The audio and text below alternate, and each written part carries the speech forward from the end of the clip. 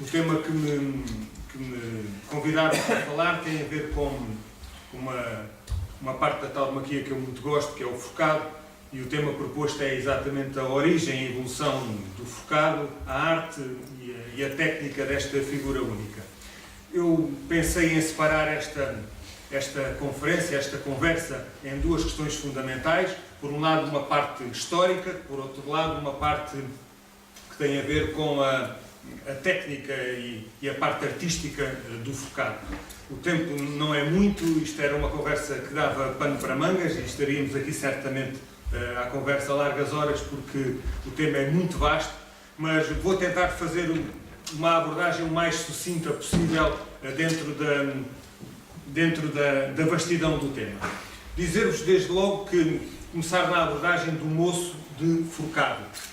e separar na vertente da função e depois do instrumento em si do forcado e deixar algumas notas que poderão, na minha ideia e daquilo que li e que estudei sobre o assunto, poderão estar subjacentes à evolução para até chegarmos a este moço de forcado.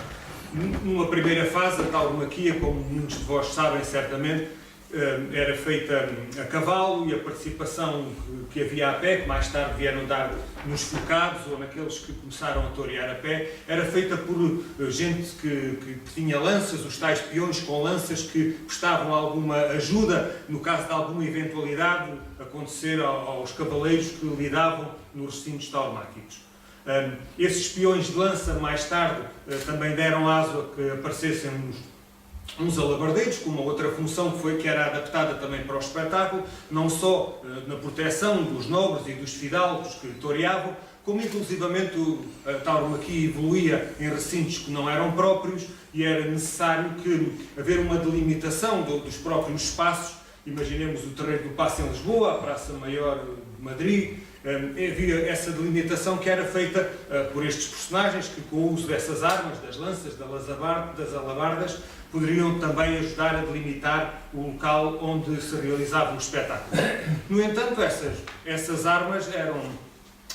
feriam obviamente os animais e isso não era aquilo que se queria. Daí então faço uma transposição já e muito rapidamente para o instrumento em si, que depois vai ser inventado, que é,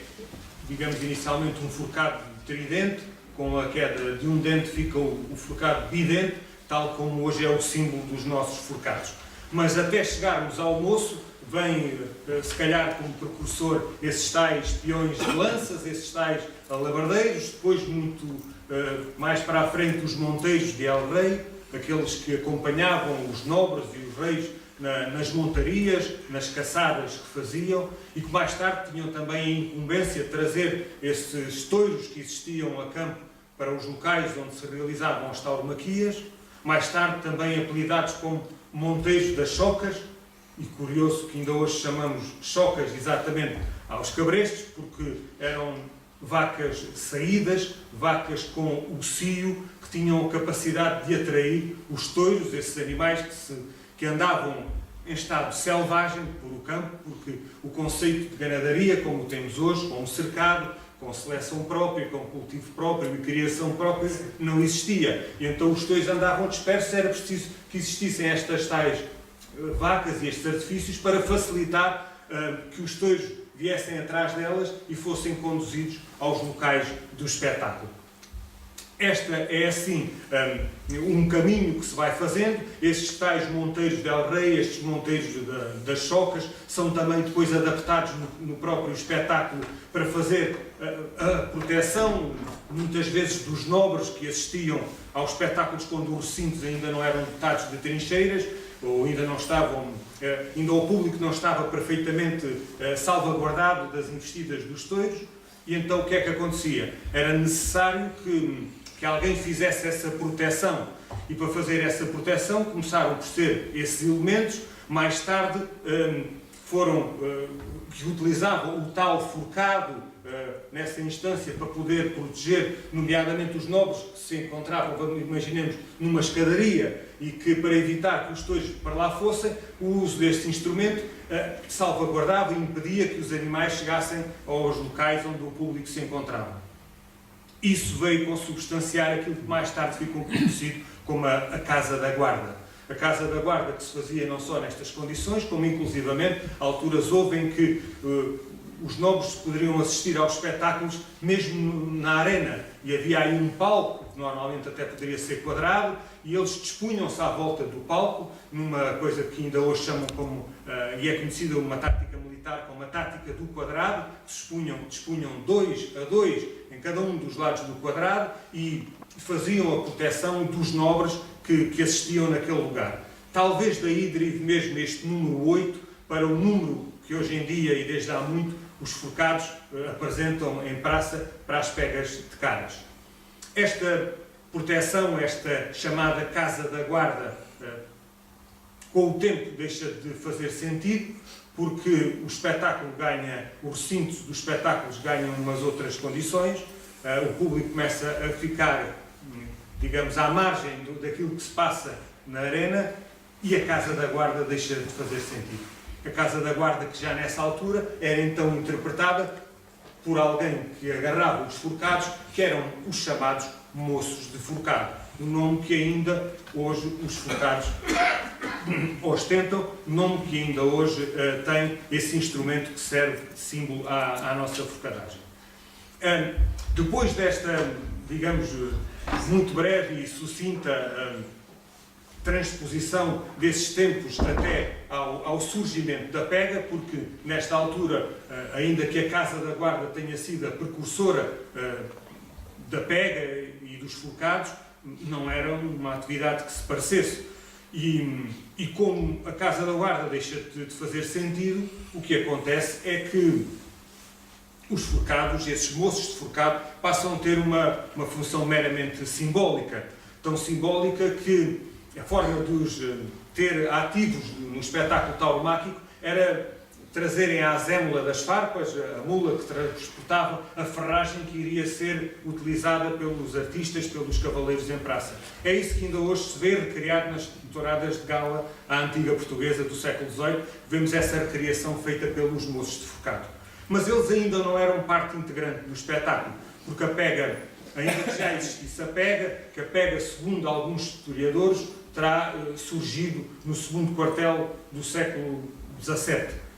Pensa-se que como atividade lúdica, que inicialmente a primeira abordagem parece ter sido feita de sarneira, porque era a forma mais simples, digamos, de abordar os touros, até por questões de maneio que se passavam no campo e nas propriedades agrícolas, mas era feita de uma forma lúdica. Parece que então neste segundo quartel do século XVII é que ela aparece como divertimento.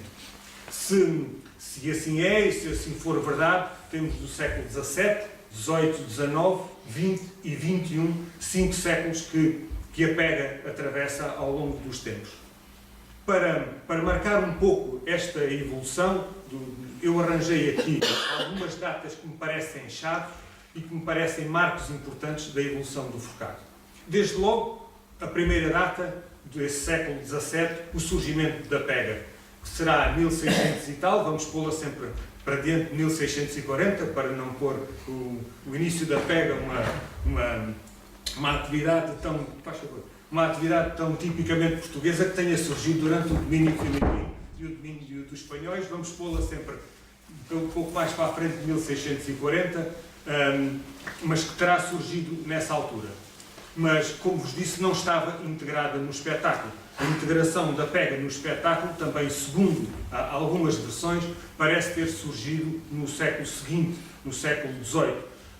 E talvez um marco determinante tenha sido o ano de 1790, o ano que marca a abertura e a inauguração da Praça de Touros do Salitre, uma das praças importantes daquela altura, se não a mais importante, e a primeira